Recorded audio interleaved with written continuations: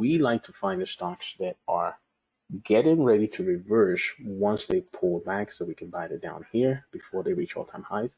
Some people don't mind buying up here, but the way we program this is if we can't get in before the reversal begins, we're chasing the stocks. And I don't know about you guys, I do not like chasing stocks.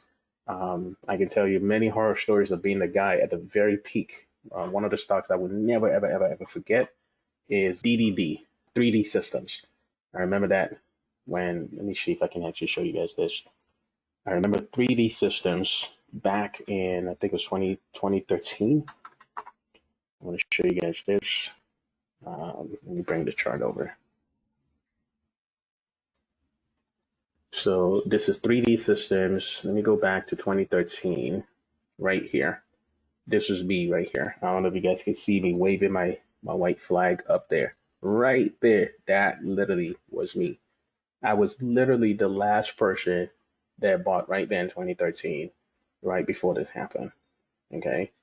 And I was trading options, I was all caught up in the whole story of, oh, it's going higher and higher and higher, all-time highs, all-time highs.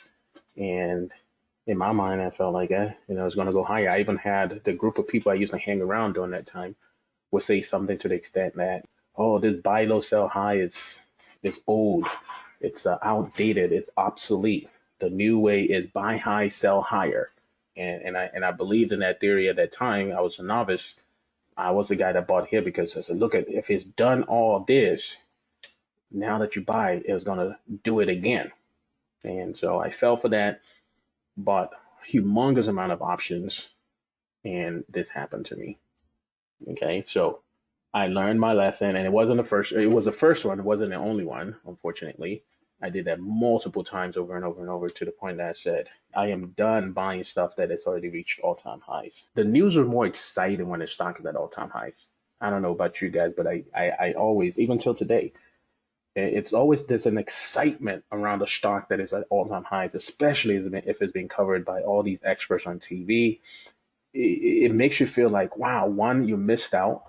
And then two, if you don't jump in now, you're going to miss out on the next big party. Needless to say, I was the guy. Again, all you had to do is just zoom in a little closer and you would see me peeking up over there, waving my hand, say, hey. And you're right, Rudy. This is a hilltop right now. This is before I had my own system. I didn't start creating my own systems until 2014, because again, in 2015, I was following, other systems out there, learning the process, right? And so I was just doing what I was, learning about from other people's courses and stuff like that. And I had to take a hard look and say, well, what was working and what was not working. And so at this time, I didn't know about a hilltop. Look back now and say, oh yeah, no brainer now. But back then, it was not obvious. But this right here, buying up there, was what irked me so much that I said, I never want to buy up there. And I used to always go back and say, who was the people that bought down here? My goodness, if I could have bought down here, that would have been so much better, right? And so that's what started my research in late 2014, early 2015, to start saying I wanted to find out about the stocks that I could buy down here. And I'll show you one more thing. 2013 to 2014, when I went back, I started trying to figure out, like, wow, what if I had bought down here and I could have bought here and I could have bought here and here and here? If I had bought on those places, how would I have seen it happening as it was actually happening? Not in hindsight, but as it was actually happening. And how do I avoid something like this one or something like this one where it didn't really pan out, right? How do I avoid those? Or how do I make sure that before it starts turning against me up here, I need to be out and take my profit? So those are questions that I believe anybody who's been trading, invested in the market is going to have to ask themselves too. And so I just spent a lot of time studying these things out. I mean, countless hours. Okay. And the results of all that, what I discovered and how to make sure that I can avoid something like this and get into this one down here, get out at the top somewhere around here, is literally what you have in this platform now. Okay. So that when the right model tells you wait and hold or exit, place a stop, all those are things that I wanted to have known. Is like, if I bought it, how do I make sure I don't sell too soon and hold on to it while it keeps on going, but at the same time, don't chase it, right? So that's why you see the word wait and hold. Wait is if you're already in, you hold on to it. If you're already in, you hold on to it. If you're not in, you wait.